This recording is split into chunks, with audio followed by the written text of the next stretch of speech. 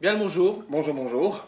Voilà aujourd'hui deuxième volet de l'émission consacrée au festival Bruxelles-Babel. Et on aura même l'opportunité d'avoir un envoyé très spécial pour vous exclusivement. Alors peut-être qu'on peut déjà le rejoindre sur place, je ne sais pas, Raïm. Alors Raïm, Raïm, est-ce que tu nous entends là, Raïm? Raïm, est-ce que tu nous entends? Oui, Pierre, Raïm, je vous entends très très bien. Je suis d'ailleurs ici au Festival Bruxelles-Babel, plus précisément dans les coulisses. Et pendant cette émission, je vais essayer de vous récolter des réactions, des interviews en exclusivité des artistes qui vont se produire ici sur la scène. Et il ne faut pas oublier que Coup de pouce est la seule émission qui recouvre ce grand festival. Alors suivez-nous, il y aura de bonnes choses. Eh ben, ouais. Mais plein de bonnes choses. Le festival Bruxelles-Babel, c'est un espèce de brassage de plein de jeunes, de plein de cultures différentes, qui se retrouvent pendant des mois à travailler ensemble. Donc ça forme des liens et ça forme des affinités extraordinaires sur ce festival. Il y a aussi une espèce de... Allez, de liberté d'expression. Moi je dirais ils sont très à l'aise sur la scène. Nous on a été voir le festival, donc on vous le dit, parce que le festival dure 3 jours. Et Raïm est aujourd'hui sur place le dernier jour. Voilà. Et justement, il fera encore d'autres apparitions dans l'émission, s'il s'en sort évidemment. Okay. Mais sur notre émission, plus particulièrement, on a décidé de passer des films qui sont diffusés au Festival Bruxelles-Babel. Et notamment un film qui s'appelle Calamania. Calamania, réalisé par une étudiante de la Cambre. Et voilà. On vous le mettre passe la cassette. Hein.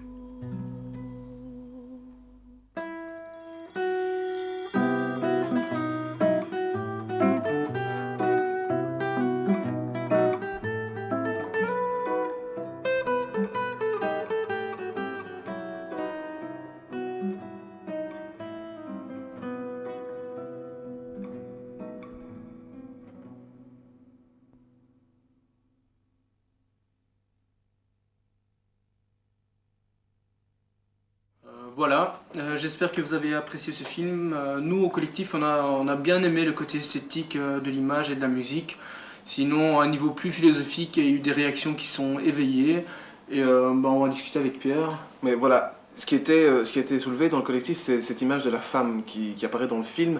Une image un petit peu fleur bleue et Très proche des contes de fées, moi je trop dirais. proche des contes de fées. Et alors, c'est ce côté passivité comme ça. Elle choisit, elle a un type à côté d'elle. Puis quand ça va appeler avec lui, bah tiens, c'est l'autre qui arrive, bah, je te prends aussi. Il n'y a pas une notion de choix Ouais, dans ce qu'elle fait. enfin, je veux dire, c'est une image pas très réaliste, mais peut-être que ce film, il faut juste le prendre comme une figure de style et regarder un peu l'esthétique plutôt que le fond, quoi. Ou comme une fable. Voilà, tout à fait. Et ce qui est assez étonnant, c'est que ce film, qui est une image de la femme un peu particulière, a été réalisé par une étudiante de Lacan, justement.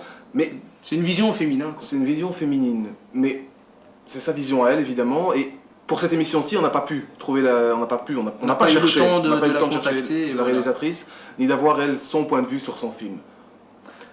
Sur ce, on va voir si on va voir Raïm si est- Raïm est là. Allô, Raïm? Raïm Raïm, tu nous entends? T'es sur le festival, là, qu'est-ce qui se passe? Voilà aussi en exclu pour Coup de pouce, le film qui passe ici direct sur le spectacle Pulsation de Festival Bruxelles-Babel. C'est maintenant tout de suite, on y va, c'est une grosse exclue.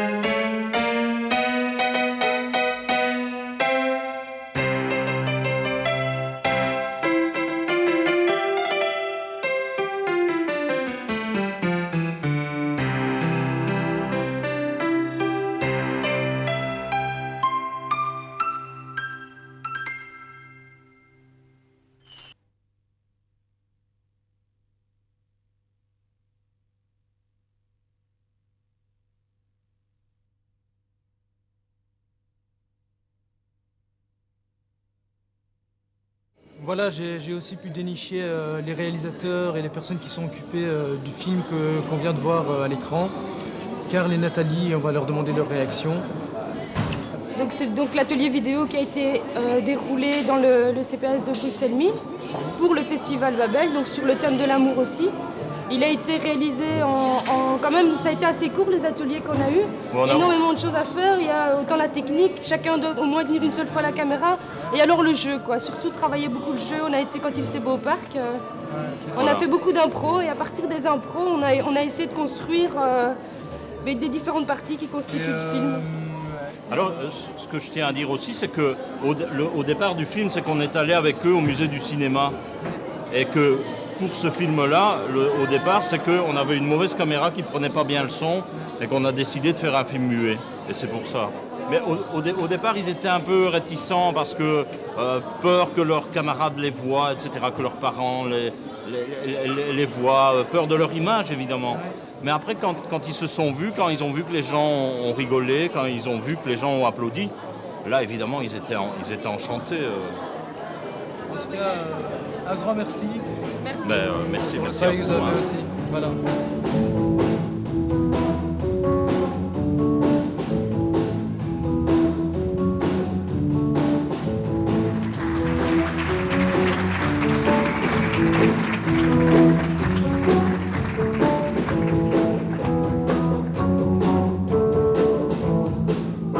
Voilà, en exclusivité, nous avons aussi Ilia du groupe Blanche et Noir, guitariste de ce groupe qui nous a régalé et qui a régalé le public de Bruxelles Babel pendant tout le spectacle. Et, on a envie de te demander, Ilia, qu'est-ce que ça te fait d'être ici à Bruxelles Babel? Qu'est-ce que tu ressens? Tes impressions, tes émotions? C'est très chouette, franchement, c'est une chouette expérience. On a pu faire connaissance avec pas mal de gens. Et ça permet aussi à tout le groupe de s'améliorer dans toutes sortes de disciplines. J'ai pas vraiment eu beaucoup de trac, quoi. On se sentait vraiment bien, à l'aise et tout ça. Et non, franchement, ça nous a apporté beaucoup de plaisir d'être sur scène, d'être devant un grand public et tout ça. C'est la première fois pour toi? Un aussi grand public, oui.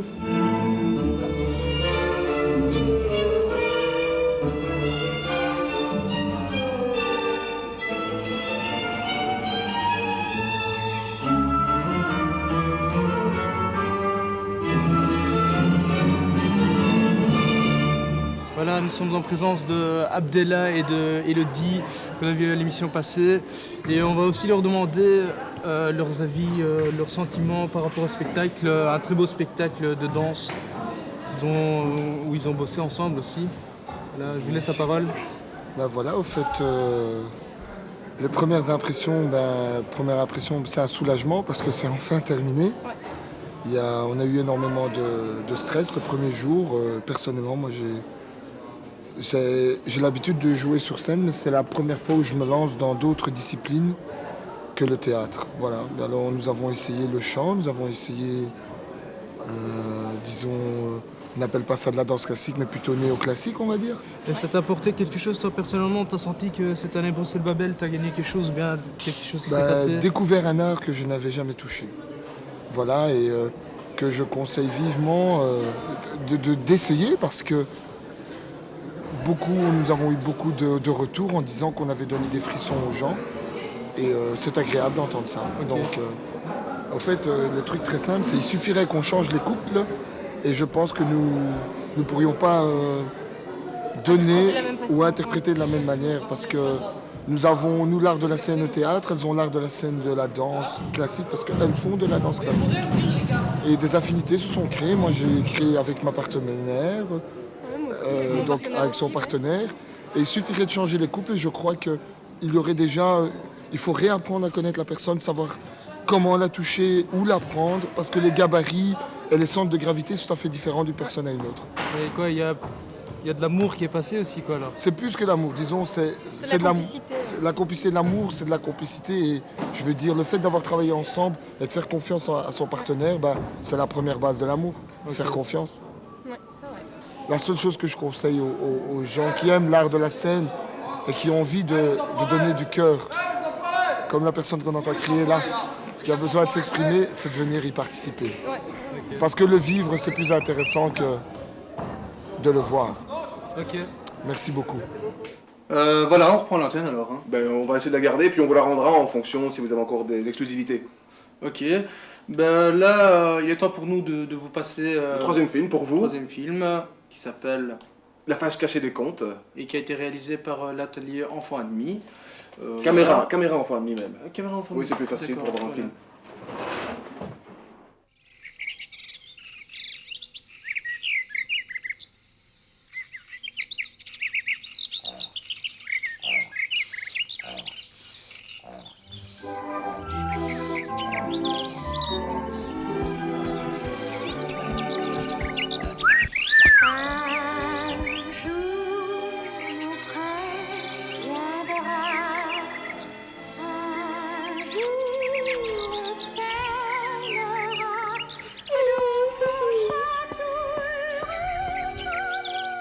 Ils vécurent heureux et eurent beaucoup d'enfants.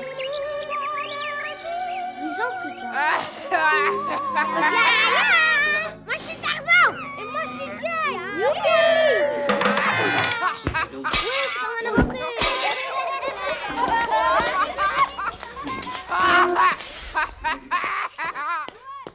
Tu te crois transparente?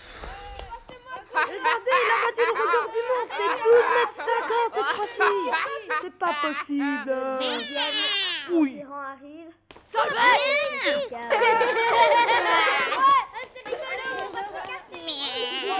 Vas-y, tu pars, retourne sur les chats. Viens ici, on va pas te faire de mal.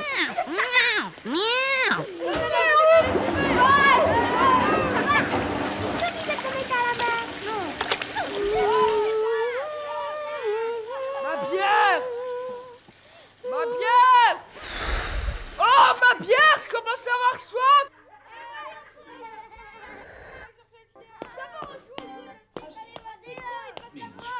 S'il te plaît, mon chéri.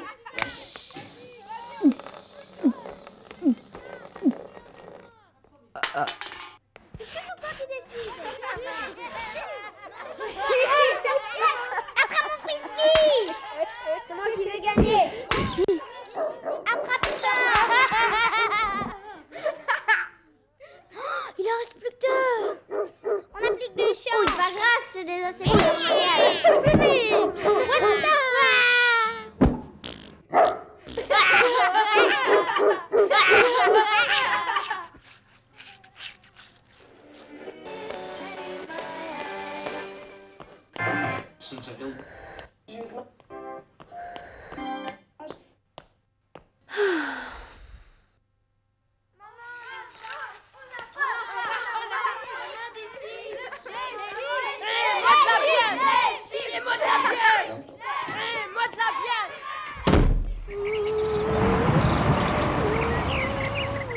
Tu montes, ma belle.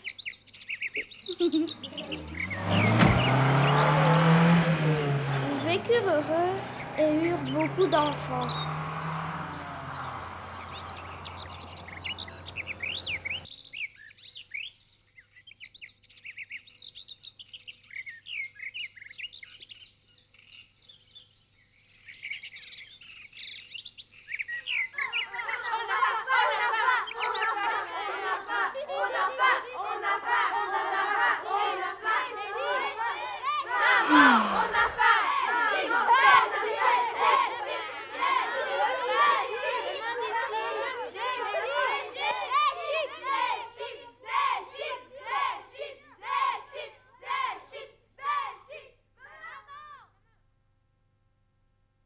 Alors voilà maintenant quelques petits commentaires sur le film La face cachée des contes. Premier commentaire sur l'esthétique en général du film. Parce qu'on n'a pas l'habitude de voir des contes de fées avec de la pâte à modeler, je pense que c'est pour ça un peu que... Oui, des qu'on personnages a un peu pas trop tordus aimé comme ce ça, film, oui. voilà. Et puis aussi, ce qui est marrant aussi, c'est le côté après-conte, qu'on n'a pas Voilà. tout le temps l'habitude de voir. Mais on ne parle jamais en fait de ce qui peut se passer après un conte. Et là, c'est un peu Voilà. l'envers du décor, de l'autre côté du miroir, ce qui se Enfin, passe. ça peut être vrai ou pas vrai, bon, Oui. chacun d'interpréter à sa manière. Sinon aussi, ce que j'aimais bien, c'était le côté répétitif qu'il y a dans le conte, donc 10 ans après, et puis 10 ans après, on se surprend à Oui, c'est refaire une- la même erreur. C'est une chaîne sans fin. quoi, Voilà, voilà. bon... Et avec- sans oublier aussi, enfin, Petit clin d'œil au passage pour ceux qui s'en souviennent, la chanson Cendrillon du groupe Téléphone, ça raconte aussi la même histoire, plus ou moins. Voilà. Sinon, on va essayer de rejoindre une dernière fois Raïm, on va voir s'il peut nous recevoir, oui. Alors, Raïm, tu es là? Tu es toujours là, Raïm? Bon, avant de nous quitter, je vais poser des questions aux jeunes Marocains qui ont joué le rôle des Palestiniens ici, qui avaient de super bonnes choses à dire.